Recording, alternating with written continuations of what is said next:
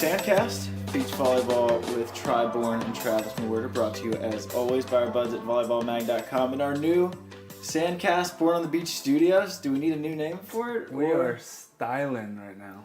Styling. So we're going to have a video version of it up here soon. We're just testing it out right now, seeing how the studio works. And our first guest here in our studio, in our fancy blue couch and our fancy new mics, is Miss Carly Wopat. How are we doing? I'm doing great, thank you. Doing great. And how have you enjoyed this rainy day today? Not very much. I couldn't practice, so I was bummed, but I went and did other stuff like yoga and worked out. Mm-hmm. So. And now with practicing, so you kind of had an interesting season. So you played Chicago with Elise Zappia, and then you guys made it second round of the qualifier, and then you played P1440s last two events. You had San Jose, and then you had Huntington. And so what did you give yourself an off season? Kind of take us through that and where you're at now in terms of training. Yeah, I haven't really actually had an off season in a long time. Because right after I finished playing college, I started playing professionally overseas for indoor. And when I would come back from playing overseas, it would be usually September through May. I would immediately start up with the indoor national team. So I think I'm kind of used to not having an off season, maybe 2 weeks here or there.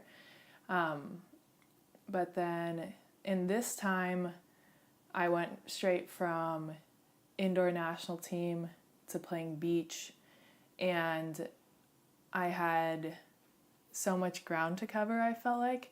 I wanted to learn as much as I could as fast as possible, and this was during a time when a lot of beach players were taking some time off for off season, but instead I think I used that time as an opportunity to really get my foot in the door. Beach-wise. So I think I'm used to not having an off season, basically. So it wasn't that difficult for me. And from what we've gathered so far from the indoor players who have made the transition to beach is that going to beach is almost like an off season in itself because the impact is way less and it's not nearly as strenuous. Because I know that Taylor Crabb, when he was on, because he plays all the time, we're like, don't you ever get tired? And he's like, no, I came from indoor. This is great. Yeah, that was immediately the first thing I noticed was just a lot of aches and pains that I normally had with indoor went away, and I could play every day, sometimes twice a day, and survive. And that's one of the big reasons why I ultimately decided to make the switch to beach, is just because I feel like I know my body can definitely last.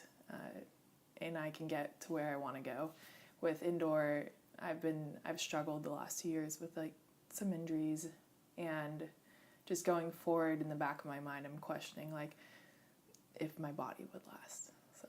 Mm-hmm. Does that kind of excite you, knowing that beach is better for your body, but also requires more physicality in terms of muscle and cardio and that kind of, I guess. It's just less cardio, I guess, right?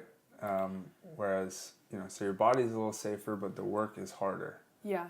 Does that excite you more, that's the combination rather than the other way around? Whereas it does. I feel like in general I'm a very athletic player, and something about the beach really suits me. Right. I can go out and be really powerful and strong, but I can also be fast. And it is harder to move in the sand, right. And it's a bit of a different game. And I think if you take a lot of indoor players and put them on the sand, they just can't. They can't play. Right. They can't move. Totally.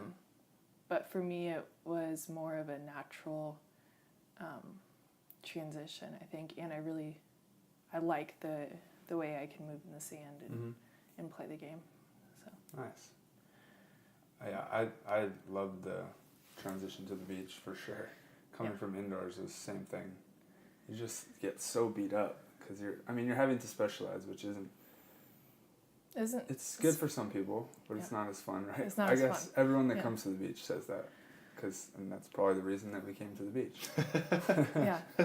But yeah, I agree that it's fun that you get to utilize all those forms of athleticism and physicality and all that. Yeah. Yeah. What position were you indoors? I was a middle blocker. Middle. Okay. Yeah. So even more special, like the most specialized besides libero. Yeah. Most specialized position indoors, and now you get to come out to the beach and do everything. Right? And yeah, that's one of the things that I just loved, because I was always, I don't know, I was kind of a interesting middle, because I had ball control, and I played in Japan, and they're very defense oriented, and I always wanted to do everything. And so playing middle I was good at it though, and I was quick, and I could jump high and block well, so it was a really great position for me. I loved it because I liked hitting quick balls. Right. But coming to beach, I just feel like I have so much more control of the game, Right. and control of the outcome, and I like control. So There we go. That says a lot. Yeah. Good luck, Brittany. Yeah, so that was really appealing to me. There's just so many factors with the indoor that were outside of my control, and I felt like coming to beach, I had more freedom in a sense, and I don't know. Isn't it fun going to practice knowing that like you have the intention to go get better at defense today, and you get to like participate in the defensive drills or setting drills and all that kind of stuff, whereas in indoor it's like setters go over there, liberos go over there, middles go block and hit quicks. Yeah. Right? Because Yeah. I'm transitioning to playing defense now, and I'm so excited every day I get to go do defensive drills. It's so fun. Yeah. Defense is one of my favorite things, because it's almost about attitude and just going after balls. Yeah. And in the sand, it's like you can lay out on your face if you want, and you'll probably be all right. Whereas indoors, if you're just angled a little off, you're for sure gonna take some skin off your hip bones or your chin or your knees or something like that. Yeah. Yeah, I love it. You can flop in the sand for sure. Yeah. I love it. Growing up, I mean, you had success at every level of indoor growing up. You were Division I state champ in California, Dos Pueblos, and then 3-time All-American at Stanford, and then you went overseas with the national team. Was it tough at all to make that switch to beach? And not going to say that you were starting from ground zero, because it's still a lot of things are going to translate over, but you weren't going to immediately jump onto, say, like the national team. Yeah. So you're asking if the switch was it tough to make that switch, just mentally, just knowing that here you are, something you've always been good at, and then you're kind of getting into some somewhat unfamiliar ground? You pretty much nailed like why it was emotionally difficult to make the switch. Because I've grown up playing indoor, and I played a little bit of beach because I grew up in Santa Barbara, but indoor was my thing. And then I went to college, and I played at Stanford, and I was a 3-time All-American, and then I went to like national team and started playing professionally. So it's just this whole like route has been indoor, and I had 2020 Olympics set in my mind with the indoor national team, and we started this quad leading up to the Olympics, and so now it's halfway through the quad, and I'm in this position to, I don't know, it's like crossroads. Like I can either continue the indoor route, or I have this beach route, which is honestly a awesome problem to have. Mm-hmm. So I kept reminding myself that this is like a great situation to be in, but it was still very stressful, because just a big part of my heart, I guess, was with the indoor team, and I invested so much time and energy into it. But I talked to a lot of like mentors, and I had a good couple great conversations with Karch, because I really wanted to make sure I talked to him about it, and actually got his opinion, because he played both indoor and beach. And I feel like he knows so much about both of the games, and he could pretty much the best guy you could ever talk to about that. he could have a really great perspective on the situation I was in, and he was so supportive, and he also said, you know what, it's Brittany Hochevar. I think if it was anyone else, it would be different, but it's like a very serious possibility. And so I decided to go for beach. Nice. Yeah. And you've mentioned it a couple times that you have a new partner, Brittany Hochevar. Oh, yeah, Brittany Hochevar. So how did that come about? That's a huge pickup. Yeah. I don't know. I was just doing my thing, and I've been, the whole partner situation with beach volleyball has been crazy for me so far. Yeah, welcome to the the craziness. Oh God. Yeah, it was a learning process for me, I think. But as I've been trying to like improve my game, I know that I also want to move up with my partners as well. So learning how to do that and kind of just climbing that ladder is what I want to be doing. And so Hochevar approached me or messaged me, I think, while I was still playing in the P1440s. It was a ways back, and asked if I wanted to meet up, and I think she'd done her research and watched me a little bit and maybe talked to some people. So we met up and discussed playing together, and she just kind of has this dream to go to the Olympics for 2020, and we talked a lot about actually just timing and how our partnership, I don't know, just the timing of it all works out really well. And the more I've gotten to know her and her spirit and her energy and everything, I don't know, she's just an amazing person. She's got great energy. She's got great energy, Yeah. and I just think we're going to be a great partnership. It's hard to explain. No, totally. Well, I mean, the fact that you get to take beach volleyball is a sport where the veterans tend to be the ones who are successful. You know, it's usually not the people that come out right away. It's because there's so much to learn about the sport. There's a lot of strategy and all that. So for a young player with a lot of athleticism, a lot of experience being a professional athlete and a volleyball player, like a lot of us indoor players, I played it as well, I think that's the most valuable thing you could possibly have, is have that veteran who's been there before. Yes. And can kind of help you get through those quick stages of things. You're like, oh, I guess I needed to know that to move up. Yeah. Whereas like you didn't really need to know that playing indoor, stuff like that. So yeah, I mean, and then you have Brittany, who is very positive. She's not going to ride you really. She's going to be fierce and intense, but I'm sure that's a good thing for you. Yeah, I love it. Yeah. I think that's a good partnership. Kind of mirroring storylines, right? Yeah, no. You went overseas. There's a lot of similarities here. But what's funny is, so I'd been thinking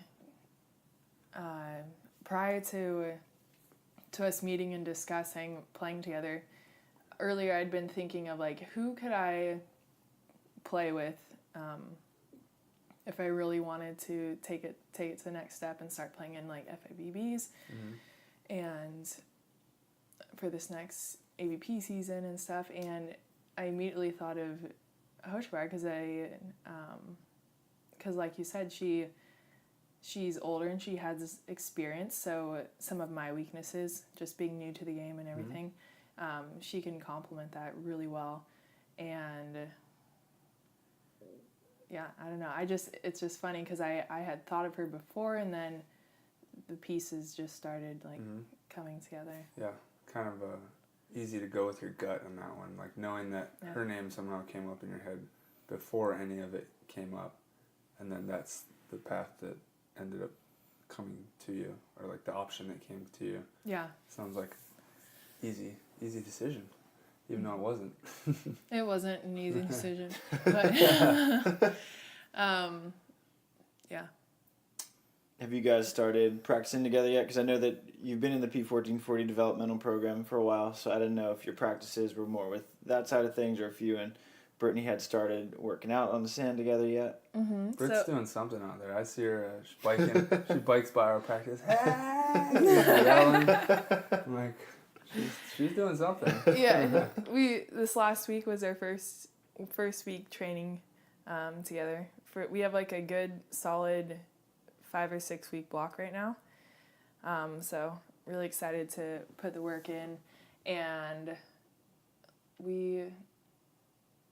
what did we do? We did some P1440s last week, and then we asked Nicole Brainog to coach us. Mm-hmm. Oh, really? Yeah. That's huge. Yeah. Wow.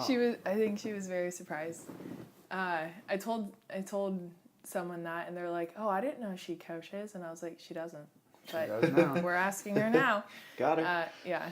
So we had a practice with her, and Seems like you have the ideal situation you fell into here.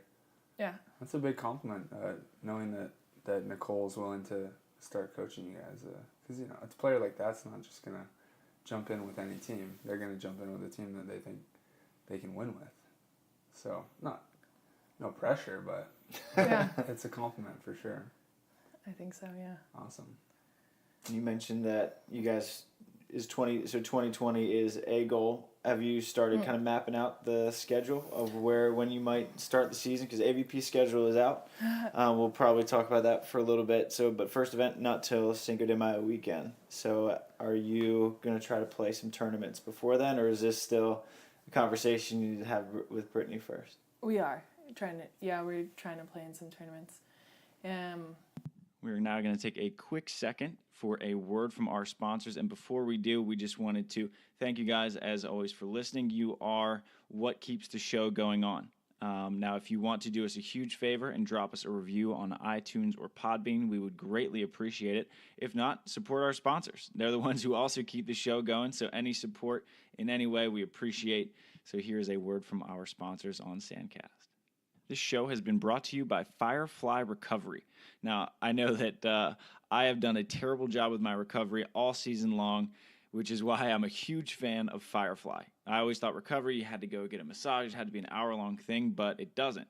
With Firefly, all you have to do is just strap this thing on to your knee, which is what's been bugging me, and you can strap it on at work, so you can do your recovery while you're getting paid and doing your work. You can strap it on during an airplane, which is exactly what I did on my way to Maryland for New Year's and Christmas. You can bring it on the way back from the plane. You can do it in the car ride. You can recover on the go, doing whatever you want, which is exactly why I love Firefly. It does everything that you would need it to do. It moves the blood flow down there, and you're naturally recovering. You don't need these enormous Normatec boots and be grounded. You can do it on the move, on the go. It's a huge help for me with how much you have to lift and play beach volleyball. I highly recommend Firefly Recovery, so check them out. If you are an athlete, if you are just a weekend warrior looking to get that soreness out of your muscles, Firefly is the way to go. So hit them up at fireflyrecovery.com. Give them a try. I highly recommend it. This podcast is also brought to you by Wilson Volleyball. I know if you've been following beach volleyball players on Instagram lately, there's a lot of complaints about how difficult it is to play with the dreaded Mikasa, which is used on the international tours. But if you're not playing internationally, and if you're not playing P1440, whose season won't be rolling around till late fall anyway, we are back to using the Wilson people, so hallelujah and celebrating that.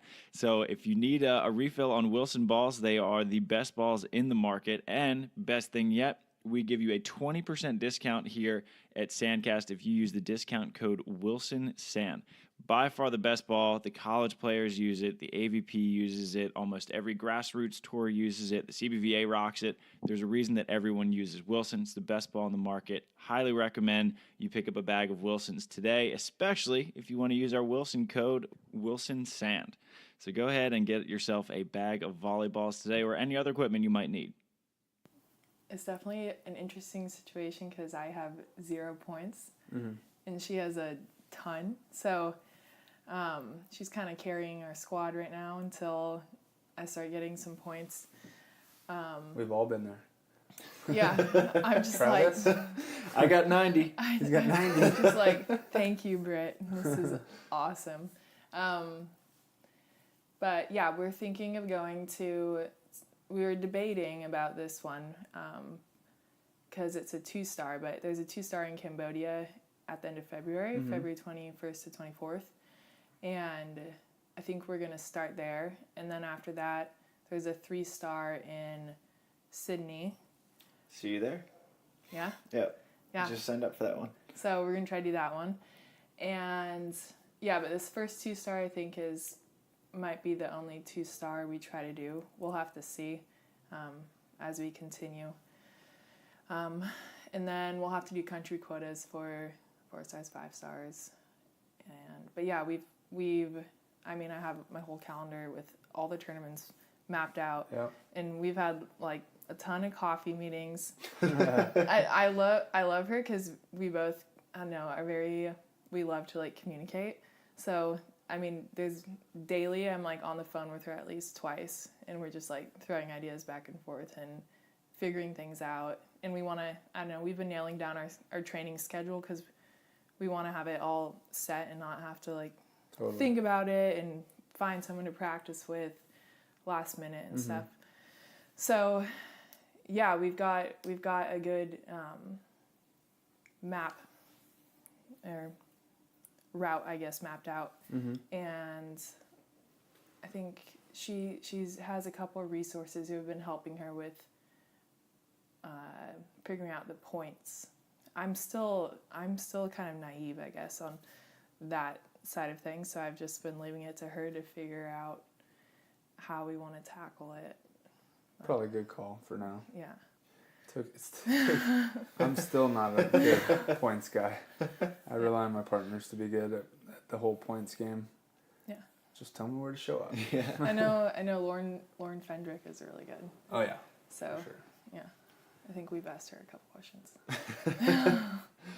And if Lauren is listening, congrats on the pregnancy. Hey. That's awesome. Now with the AVP scheduled domestic, San Francisco is now out and Hawaii is a full-time stop, and obviously you have Hawaiian roots, but you do as well. So is that an exciting stop for you guys? Yeah. Hawaii? No, I'm super bummed about it actually. You hate going there. Yeah, it sucks.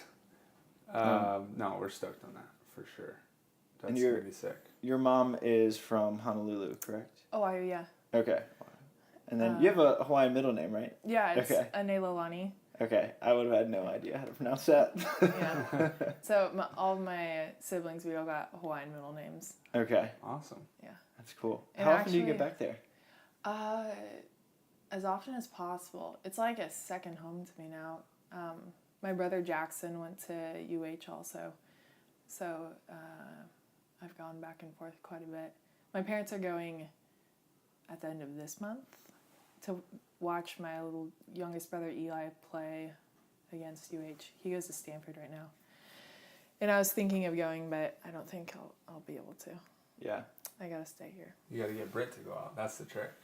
I was trying. There's Emily Hartong was planning a training group. Right. And we were thinking of going and joining that, but I don't know. Trust me, I want to be doing all my off-season training there too. Yeah. But yeah, we got to be here in the cold and stay close to the national team facility, which I just saw you at today. Yeah. That's pretty cool that they got you straight into the training facility. Yeah, that's definitely, it's been really nice to have those resources. Mm-hmm. I mean,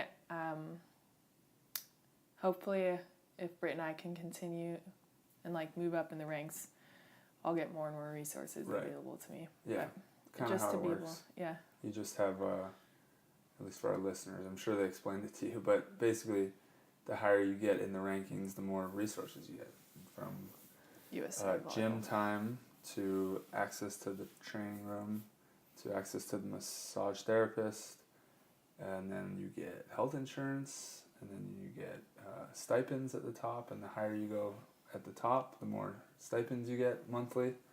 So that's how it works, people. Yeah. I'm just trying to be able to get to the door without having to call Try to let me in. Yeah, you get a door. You get I just a code stand out at in the the door. cold. I went to pick up my Norsega uniforms and I stood there for like 10 minutes. Like, how do we get in this place? The day I get health insurance will be a good day. Yeah, no, I've learned the importance of health insurance this past few years, that's for sure. Well, I mean, I have my own right now, but I just don't want to be paying for it. No. Yeah. Not the cheapest thing for an athlete traveling around the world. No. I gotta figure out finances now. Definitely need it, though. Yeah. That's for sure. But you mentioned like your family, you have one of the most athletic families.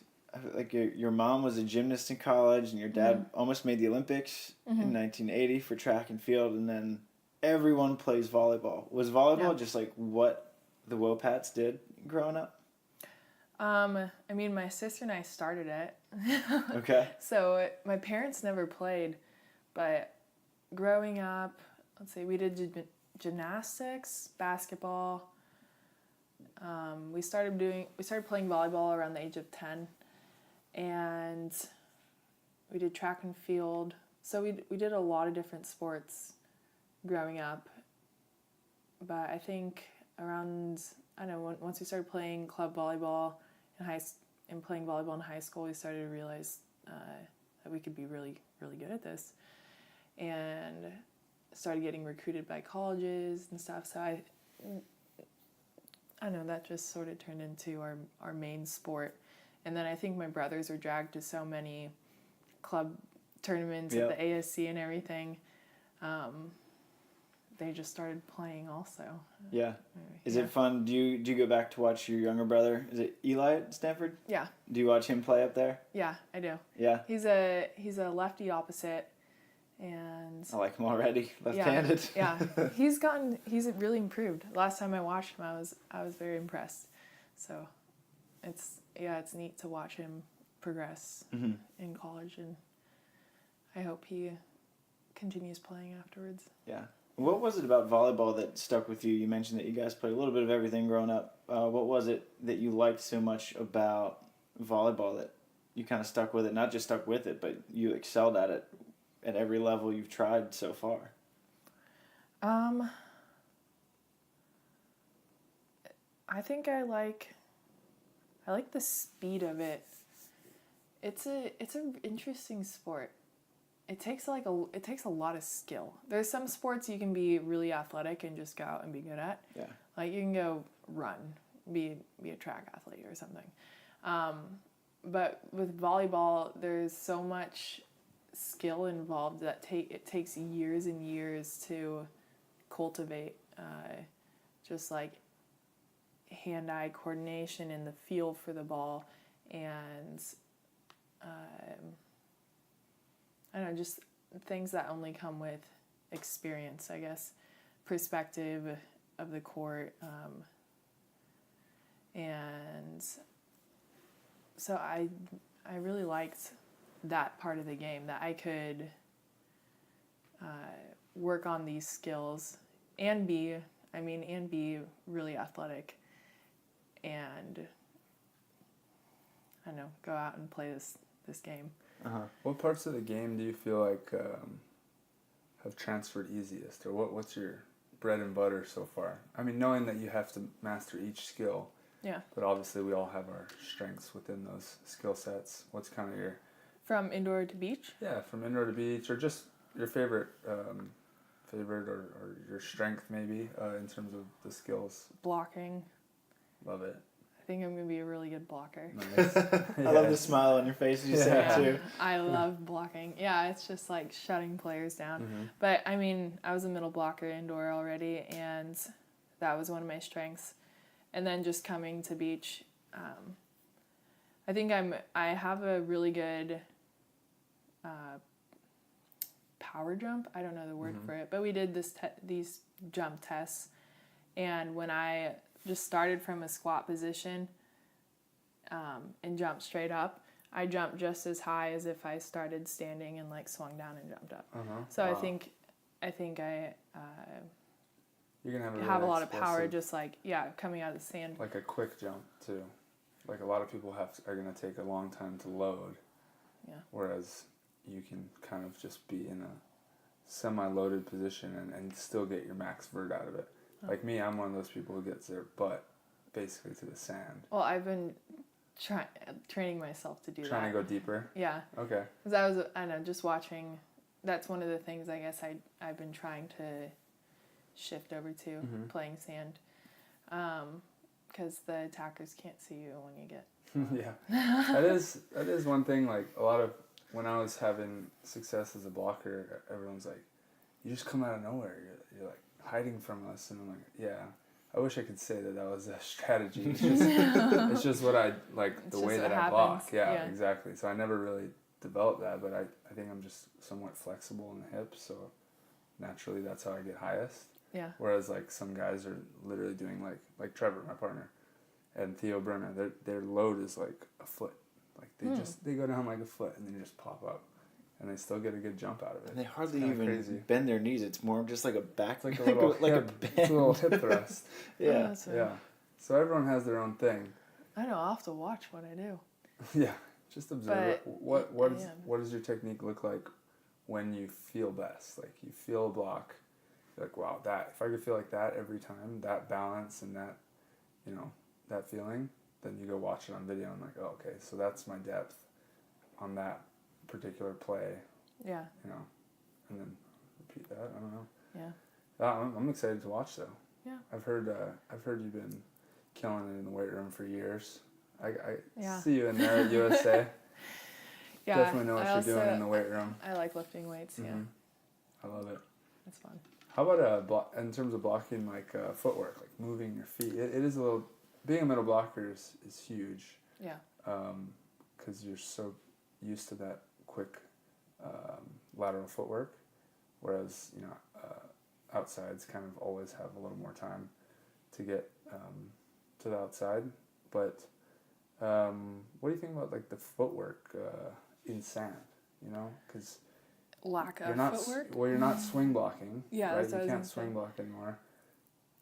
I guess it's lack of footwork, but you still need to take those small steps. Whereas indoor, you're like, I'm taking like this 2-foot step, 1-foot step at a time. Yeah. To me, the biggest differences that I've found on the beach were when I'm taking these like 4-inch steps. Baby steps. Those are the ones that are that setting makes me up. the biggest difference though, Exactly. because I've learned like I need to line up exactly on the ball. And so those last little steps to line yourself up in just the right position makes a big difference. With indoor, it's a really different blocking game actually. Yeah. Because you're just taking up space. You're taking up an area of the court. You can reach a lot more, right? You can reach a lot more indoors because the range of the hitters, in my opinion, isn't as wide. So like if a beach player comes to the middle of the court, they can hit like a cut shot back this way, or a crossbody sharp, or a wrist away sharp, or go deep corners. Whereas in indoors, it's all a power game, so you're not going off speed. If someone goes off speed around you as a middle, in indoors, you're okay with that, right? For the most part. Yeah, you're gonna let them roll it. Ball, yeah, it's someone else's ball.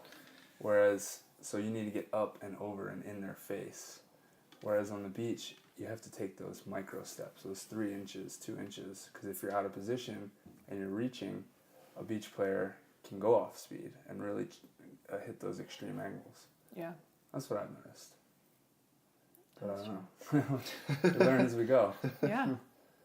I'm learning something new right now. Are there any skills that are giving you a little bit of trouble transferring over to the beach? Let's see. The hardest thing, attacking has also been one of my strengths, just because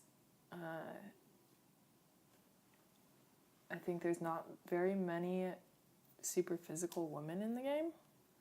So initially coming out, when I've been working with the Brazilian coaches for P1440, and they're just telling me, you should hit the ball every time. Like, don't even shot. Just hit. And that's different in the women's game. If you go watch the men's game, I mean, they're hitting almost every ball. But women, I think, shot... Tyler Hildebrand was like, has done studies on all the statistics and everything. And I think women shot 50% of the time and then hit 50% of the time. And for men, it's like they hit 80 or 90% of the time. And I think if I can play like a guy in the women's game, that's going to just be a huge advantage for me. But yeah, so attacking has been one of my strengths. Something I've been trying to work on is setting, and it's got, initially I just wasn't squaring up. So it took a long time for me to finally start just like squaring up every time. I kept trying to angle the sets. That never stops. I thought I'd mastered that a million times, and I still do it.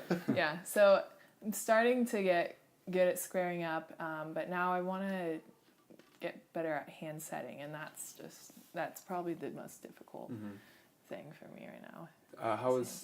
How comfortable were you with setting indoors? That's pretty comfortable. So you're just used to, you like setting, but you're used to the indoor hands. Yeah, so the indoor hands are so different than the beach hands. And I've gotten to the point where I know what it feels like to set a good ball on the beach, but I need to learn how to do it consistently. Get the 10,000 reps in. Yeah. If you can set on the AVP, you can set on the FIVB. So that's because the hands are actually quicker.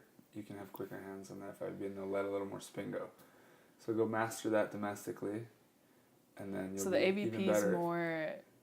a little tighter. A little tighter in terms of spin on the ball. But you can hold it a little longer. Just give it a little love. You can hold it a little longer, but there's going to be a little less spin.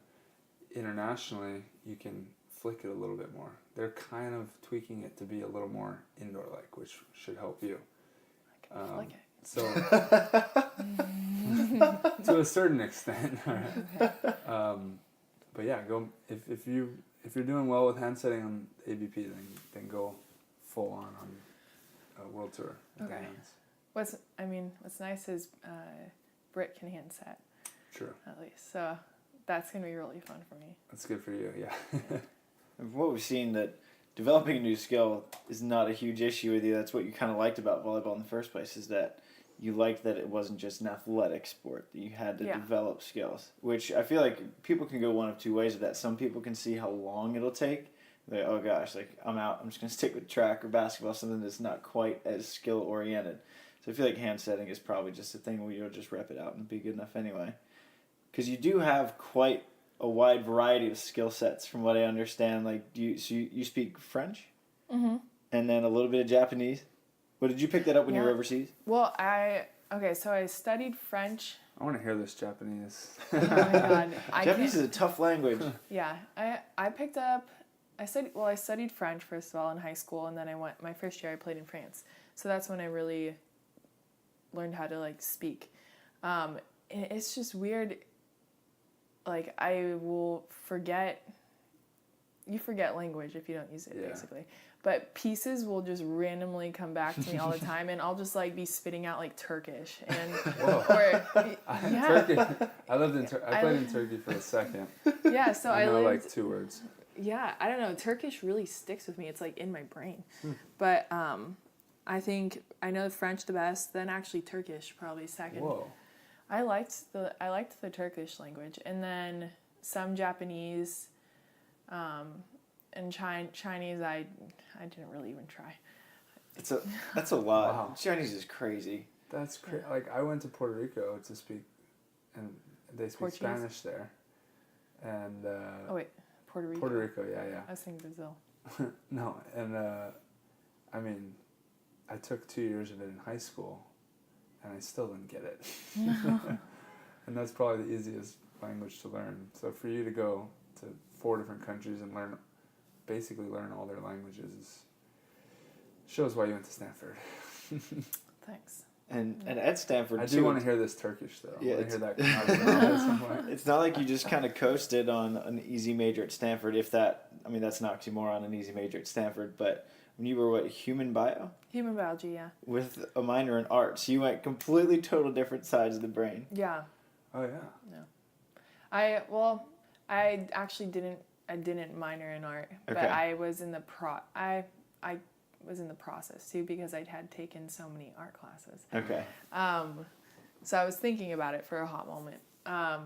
But yeah, I've always been really into art, and going to Stanford, they have just the most amazing professors in all these classes. So if I was taking, like, I took painting, I took sculpture, I took film photography, and you would go in and you'd be being taught by like some like world-renowned artists and stuff, and it was just, I was like, I have to make the most of these classes that are being offered to me. For sure. And it was just a really nice outlet, I think, because everything else was so academic. I could go use like a completely different part of my brain, and just, I would get like lost in it. Like I'd go paint from like 8 p.m. to 2 a.m. and it'd be like I blinked or something. The time would just It's like fly. a meditation for you kind of thing. Yeah. Dang, I wish I knew this stuff in college. And I dreaded every class, except I did take ceramics, and I got an A. My only A of college. Ceramics. I barely even got a B, but I got an A in ceramics. See, if I would have just listened, I would have known that I was better at the arts. Yeah. Damn it. I need a redo there. But I know that obviously you're passionate about volleyball. But I know that, just through your Instagram, like health and wellness, exercise, dieting is also a big passion of yours too. Yeah. Not that like you should be thinking about what to do after volleyball, but like with the beach volleyball, there's a fair amount of downtime. So what else do you do when you're not on the court or lifting? Right now I'm basically just trying to feed myself. And, but really, I go to the grocery store, and I run around and do errands, random things I always have to do. I don't know, there's always a list. I'm a big list maker, so Yeah. I have like a list of things I need to do. I've been trying to get sponsors, and so that's been taking quite a bit of some extra work. It's a whole nother art. Yeah, to it's beach an art. volleyball. It's an art. It sounds a lot more simple than it actually is. Yeah. Yeah. And then, let's see, I read a lot. I play guitar. Self-taught, correct? Yeah. You just teach. How do you teach yourself guitar? Well, my dad and his brothers all play, or a lot of them play. So we had guitars around the house, and I think it was my sophomore year in college. I came home and I was just like, I'm going to teach. I don't know. I got like a bug in me. Like whenever, I don't know, I'll start thinking about something. This happens a lot, actually. Like I'll start thinking like, oh, it'd be cool to play guitar. And then I'll just get stuck on that idea, and I can't rest until I do it. So for me, guitar was one of those things. Like I just started thinking about it, and I was like, I really want to play. And so I got home and I immediately just started learning. And it took quite a while to learn. I was bad at first. But yeah, I learned how to play guitar. And When you do go to the grocery store, what's that look like? What's the strategy there for someone who I'm sure has put a lot of thought and studied diet, and you know what you're doing? And I've studied the grocery stores, and yeah. See, I know it. You know the aisles, which one you're gonna hit. Yeah, let's see. I have standard things I grab a lot. There's probably 4 grocery stores I stick with. Costco, honestly, is a great one because you can go buy just staples in bulk, and they have some good organic things now. Yeah. And then Sprouts, Trader Joe's, and Lazy Acres just opened up close by, so that's Perfect. taking all my money. Yeah. Right now. Those health food stores are brutal. Yeah. It's like, oh, I want to eat healthy. Okay, well, you're gonna pay twice as much to have lunch then. Yeah. Like what? All right, I'm going back to Carl's. Trader Joe's is my safe space. Trader Yeah. Joe's I is, don't venture outside of TJ's. honestly, every time I go to Trader Joe's, I'm like, I should only go to Trader Joe's. Yeah. Because, You save like $75. every yeah, time I you don't go. know. Something about it, I like check on, I'm like, $50? Oh, that's not bad. Yeah. Yeah. But the diet is super clean. Super clean, so I eat mostly like produce. So I'll just buy like a lot of vegetables and greens and stuff, and then some fruit. And then I eat a lot of like turkey and chicken and fish. Lean meat, Yeah, veggies. I do like some beef, but honestly, I'm also just trying to buy the least expensive things that are still healthy. So like potatoes and onions are pretty cheap, and Scandinavian diet. yeah, yeah, honestly, Nice. rice. You stay so- away from gluten and dairy. kind of Yeah, things? let's see. I stopped eating dairy when I was in China. And I would stop eating a lot of things when I'm out there. Yeah. They were like, you're not supposed to eat the meat. Right. But I caved. Like I think Oh, I yeah. lasted like a week, and I started eating the meat, and I was like, well, here goes My body will adapt. that. Yeah. But I stopped eating dairy, and I just continued it because, I don't know, I just had a lot of conversations with people, and when they eliminated dairy, they had good things, Side effects. good side effects. Yeah, I was trying to think of how to phrase this. So I was like, I guess I'll just eliminate it. Like, I don't know if it's Yeah. really gonna, if like I have negative side effects, but I'll take it out.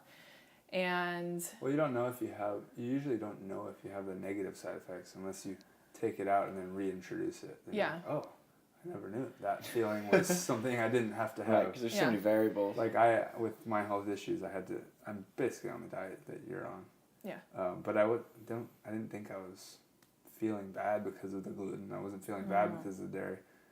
But then I cut it out, and I don't know. I feel pretty good now. I feel pretty good too. Like I don't have any. I'm like always on the go. With gluten, I don't have celiac disease.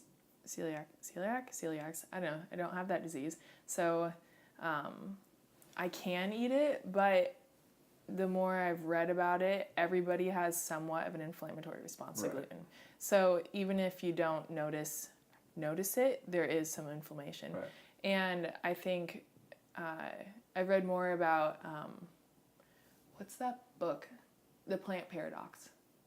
Mm-hmm. And it's just about how a lot of foods we eat, even some like good things, can cause inflammation in our bodies. And if you ultimately rid your body of inflammation, everything else can operate so much more efficiently. Mm-hmm. And so a lot of people who even are trying to lose weight, one of the biggest hindrances is inflammation in the things they're eating to cause that inflammation. And then your organs and everything works better Yeah. for you, right? More efficiently, and it can burn off that fat more. Exactly. You're probably literally losing weight when you get rid of inflammation, right? That makes sense. Because inflammation is like, yeah. You're holding extra, I don't even know what it is. Fluid. But that's what I had. My autoimmune disease was an inflammatory muscle disease. So that's, all the stuff I've been trying to learn as well. But yeah, Cool. it's crazy. There's like, at first they're like, cut out everything. Like you said, like all these healthy things that have a little bit of inflammation in them, like all the nightshades, right? Like Isn't tomatoes it like and nuts too? Like peanuts? Yeah, peanuts, exactly. I'm like, what? Come on, that's like my go-to snack. I know. I Yeah. eat so I much was peanut like, butter. I know. I was reading about it. I was like, peanut butter? Do I have? What? Now it's emotional. And then Yeah. you're like, all right, peanut butter will be my cheat. And then you're like, wow, I sound really lame. If peanut butter's my cheat. Yeah, that's exactly the point I'm at now. It's Yeah. like peanut butter is my cheat. Yeah, Oh, exactly. God. I'm like slowly introducing other stuff. Or I think it's healthy to introduce things like when you've been off of it for so long, and then you throw something in and see how you feel. Oh, then no. You know. Uh-oh, what? I tried that with mangoes. Uh-huh. because You tried cutting them out? No, well, I'm like allergic to mangoes. Okay. And so, but so there's this oil in poison oak and poison ivy. It's called ruschiol, and obviously it's poisonous. And so apparently that the same oil is found in the skin of mangoes. Some people are more reactive to that oil than others. I'm very reactive. So I've gotten poison oak several times before, and it's just been terrible, like terrible time. But when I was in junior high, I ate a mango like an apple. With the skin? With the skin, Oh, yeah. God. And I had basically poison oak all over my face. Oh. It was terrible. And so this past summer, I decided to revisit mango. I don't know why I did this to myself. And I ate 3 of them over the span of 2 days. That's barely a reintroduction. I'm going to start with 3. I was thinking like a bite. Well, I really I bought 3 mangoes, and I cut one up, and I was like, oh my God, this is so good. Like, I love mangoes. And so I just got really excited, and I ate all 3, and it was one of the worst decisions. I probably wouldn't have bought them with the skin either. I would probably bought like pre-cut, so you don't get like near the nice skin. dried mango. No, this was Dried maybe. Say. Yeah, I can do dried mango actually. But yeah, no, I just went full throttle and full throttle mango rash. yeah.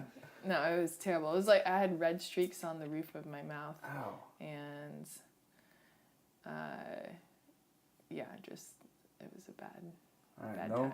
no mango pod snacks Yeah, when Carla comes. Mango's out. Yeah, so I'm not ever gonna reintroduce mangoes into my diet again. Got it. It's basically It's the good though. point That's of how you this know, diet. right? Yeah. So there we have our diet tip is don't eat mango with the skin. But workout wise, I know you mentioned that you like lifting. Yeah. Obviously strong. Are there any? What are like the go-to lifts? I would say standard. I just love Olympic lifts. So squats, deadlifts, cleans, and then like calisthenics sort of with things like pull-ups and push-ups and handstands. I don't know. I just like seeing what I can do with my body. Yeah. It's like a really cool thing to me. You've done a lot. You've been able to do a fair amount with it so I far. saw you doing box jumps one day. I was like, damn, you're stacking those things up. Yeah, I did box jumps today too. Oh, there you go. Yeah. How's that vert coming? Oh, it You was do any good. vert testing lately? Well, I was just thinking You did today. it I was Pepperdine, like, right? no, I haven't. Or with P1440. OC Fast Switch. Okay. Yeah, There you go. it's with P1440. But today I was doing box jumps and I was like, I should get tested. You're I think feeling I'm good? jumping. Yeah, I think my vert has increased. But that was, I think, the last month. It's been a goal to see if I could increase my vert. I don't know, just kind of for fun. I love it. And do you ever post videos and that kind of thing? Since that's kind of your bread and butter, your favorite thing, lifting and diet and all that. How's your social? Can people kind of follow and see some of this stuff on that? Yeah, I haven't posted a whole lot of me like training or working out. Yeah. It's a I spectacle, people. Yeah, I don't know. I have on my story. I'll do clips and stuff from training sessions, but I was thinking of like putting because I have so many videos on my phone now, just like putting it together and I think people would like to see that. making a whole video. Yeah. We'll see. Okay, Sweet. we'll see. Love it. I can use some vertigo help, so I'll watch. Yeah. Okay. Yeah. Now, before we get to our final question here, where can our viewers follow you on social media and follow the journey of Team Wopat Hochever? Let's see. Well, I think I'm most active right now on Instagram. That's kind of my biggest platform. And you can follow me at Carly Wopat. And Brittany she also has an Instagram, but she also has a website. Let's see. I have Facebook, but I don't ever really go on Facebook. So Instagram's where it's at. Instagram's where it's at. Yeah. Where it's at. I've been thinking about making a website, but until then.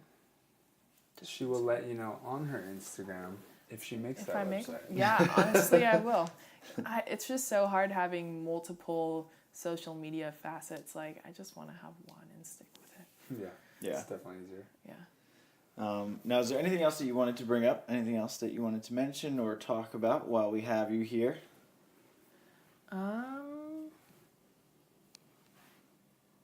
Nothing in particular. Okay. Yeah, whatever you guys are interested in, I guess. All right.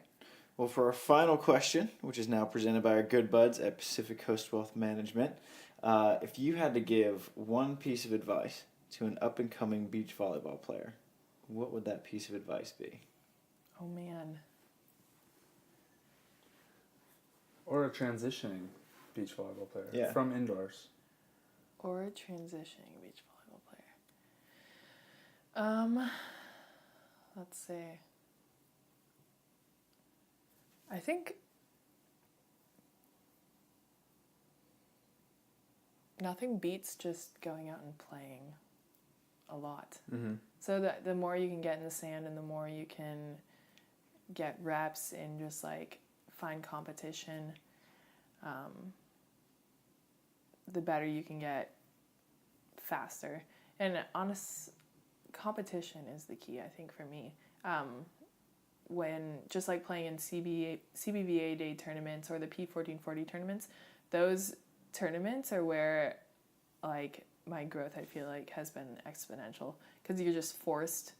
I'm forced to adapt really quickly. There's nothing like competition to make you up your game. So like P1440 Huntington was the first time I figured out how to play in the wind, and specifically like pass in the wind, and it was just the pressure of the competition, I don't know, forced me to change really quickly. And let's see, I'd say just learn how to use failure positively. Mm-hmm. I think that's one of the biggest pieces of advice I could give to like any young athlete right now is that you're just going to fail over and over again, but it's all about how you see it and how you use it particularly. Yeah, one of my favorite quotes is, I haven't failed, I've just found 10,000 ways that didn't work. Yeah. So I like that mindset. I like that too, yeah. Yeah, I think, yeah. Well, Carly Wopat, thanks for joining us here. Thanks for hanging out and being on SANDCAST and breaking in the new studio. What do you think? I think it's great. I think you should call it the SANDCAST Corner. Ooh, I like it. Yeah. Love it.